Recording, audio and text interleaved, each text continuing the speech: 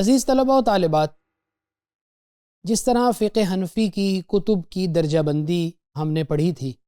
اس module میں ہم یہ پڑھیں گے کہ فقہ مالکی کی کتب کی کس طرح سے درجہ بندی کی جاتی ہے۔ ظاہری بات ہے کہ ہر مستقل مکتبہ فقہ کے اندر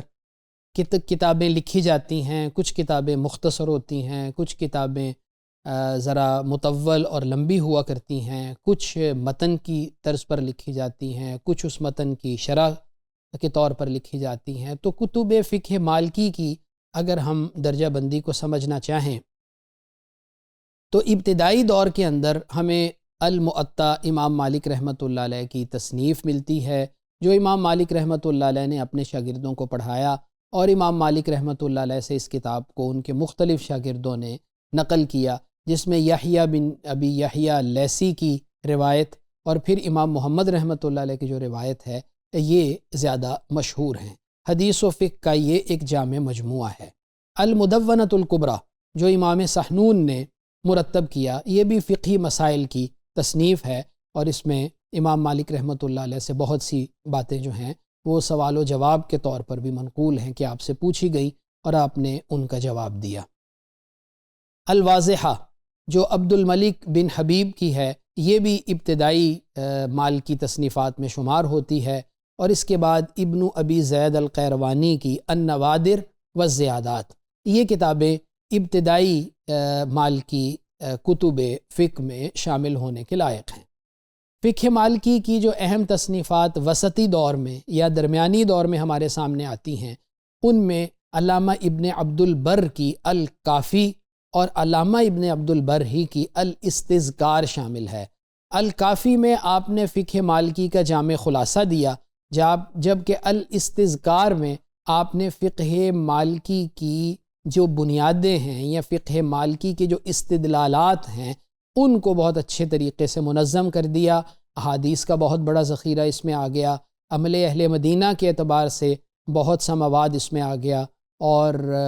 جو صحابہ کرام کے اقوال ہیں جو فقہ مالکی کے حق میں تھے، جو دلائل فقہ مالکی کے حق میں تھے، ان سب کو علامہ ابن عبد البر نے جمع کیا۔ گویا یہ کہا جا سکتا ہے کہ فقہ مالکی کی خدمت جن حضرات نے کی، ان میں ایک نمایاں ترین نام جو ہے وہ علامہ ابن عبد البر کا ہے، جو اندلس سے تعلق رکھتے تھے۔ اسی طرح علامہ البرزلی ایک بہت بڑے عالم گزرے، جنہوں نے التہذیب فی اختصار المدونہ لکھی۔ آپ نے المدونہ الکبریٰ کو مختصر کیا۔ عزیز طلباء و طالبات، التہذیب عربی میں کسی درخت کی زائد شاخوں کو کاٹ چھانٹ کر اس درخت کو صاف ستھرا کرنے کے عمل کو کہتے ہیں۔ تو گویا انہوں نے مدونہ کو مختصر کر کے اس میں اہم ترین مسائل جو ہیں ان کو شامل کیا۔ پھر اسی طرح چونکہ المدونہ بہت مشہور اور ایک بنیادی کتاب تھی فقہ مالکی کی، لہٰذا مختلف علماء نے اپنے اپنے اعتبار سے اس کتاب کی خدمت کر کے اس کتاب میں موجود مواد جو ہے اس کو مختلف طرح سے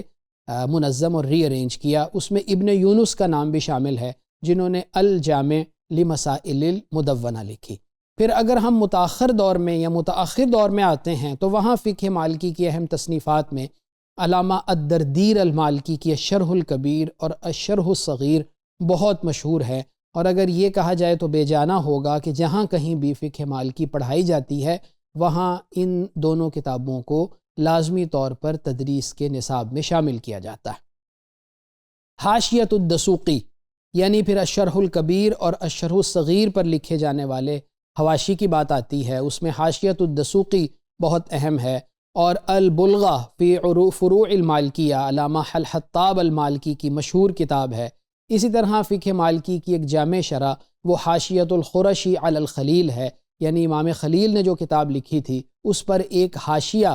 جو لکھا امام خرشی نے، اس کو حاشیۃ الخرشی علی الخلیل کہا جاتا ہے، اس کی بھی بہت اہمیت ہے۔ فقہ مالکی کی اگر درجہ بندی مراتب کتب کے حوالے سے ہم دیکھیں تو ایک تو وہ ہے جو اصلی مصادر ہیں، جیسے الموطا ہے، المدونہ ہے، پھر وہ شروع اور مختصرات جو اس کے بعد آتے ہیں، جس میں الکافی ہے، التہذیب ہے۔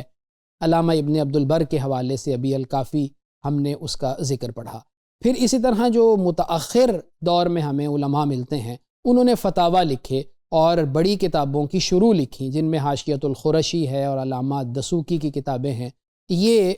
شروح متاخرہ میں آتی ہیں۔ پھر کچھ جامع کتب ہیں جن میں مواہب الجلیل آتی ہے اور اسی طرح سے شرح خلیل آتی ہے۔ تو گویا اس موڈیول میں عزیز طلباء و طالبات ہم نے یہ دیکھ لیا کہ فقہ مالکی کی درجہ بندی میں سب سے پہلے بنیادی کتب آتی ہیں، اس کے بعد پھر وسطی دور کی کتب آتی ہیں، پھر متاخر دور کی یعنی ابتدائی دور کی کتب، پھر وسطی دور کی کتب، پھر متاخر دور کی کتب آتی ہیں۔ اور ہم نے یہ دیکھ لیا